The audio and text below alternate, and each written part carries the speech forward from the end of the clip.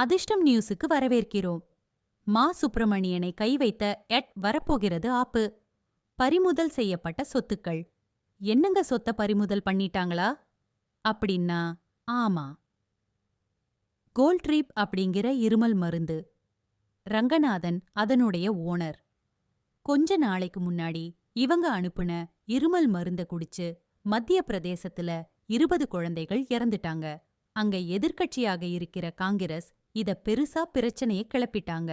அதனால இதை கண்டுபிடிச்சு தமிழகத்தைச் சேர்ந்த ரங்கநாதன் அவரை அரெஸ்ட் பண்ணிட்டாங்க. அவருடைய சொத்த முடக்கிட்டாங்க. இப்ப என்ன பிரச்சனைன்னா, ரங்கநாதன் கிட்ட எப்படி யார் யாருக்கெல்லாம் பணம் கொடுத்தீங்க அப்படின்னு கண்டிப்பா இடி கேட்க போகுது. ஏற்கனவே ஒரு ஆபீசரா அரெஸ்ட் பண்ணிட்டாங்க. அடுத்து மக்கள் நல்வாழ்வுத்துறை அமைச்சகம், அது சார்ந்த அதிகாரிகள், மேலிடம், இவங்களுக்கெல்லாம் நான் எவ்வளவு கொடுத்தேன்னு ரங்கநாதன் கிட்ட ஒரு வாக்குமூலம் வாங்கி, அவர் வாக்குமூலம் கொடுக்கலன்னா ஈடி எப்படி வாங்குவாங்கன்னு தெரியும்.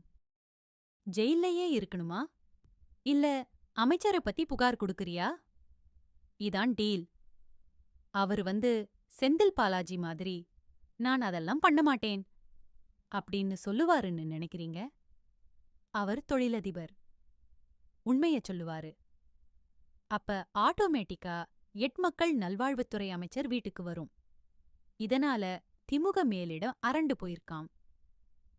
ஒரு பக்கம் பார்த்தீங்கன்னா, வேலு வீட்டுல, மூர்த்தி வீட்டுல, சேகர் பாபு வீட்டுல, அவங்க வீட்டுல எல்லாம் எட்டி வரும்னு நினைச்சா சம்பந்தமே இல்லாம மக்கள் நல்வாழ்வுத்துறை பக்கம் வரப்போகுதாம்.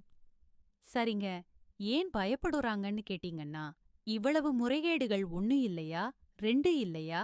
மக்கள் நல்வாழ்வுத்துறையை தோண்டினா பல கோடி ரூபாய் அதுல ஸ்வாகா ஆகியிருக்கிறது தெரிஞ்சிருமாம். இப்பவே மேலிடம் அலர்ட் ஆயிடுச்சாம். இப்பவே முகுல் ரோஹித்திற்கும் கபில் சிபிலுக்கும் இதை எப்படி கேஸ வெளியில வரலாம் அப்படிங்கிற லெவலுக்கு ஆலோசனை பண்ண ஆரம்பிச்சிட்டாங்களாம். விரைவில் மாசுக்கு வேண்டியப்பட்டவர் டெல்லி போனாலும் ஆச்சரியப்படுவதற்கில்லை. திராவிட மாடல் மீண்டும் முட்டுச்சந்துக்கு வந்து கொண்டிருக்கிறது. எப்போது வேண்டுமானாலும் பெரிய அளவுக்கு ரைட்டு நடக்கலாம். இதற்கு உங்கள் கருத்தைச் சொல்லுங்க.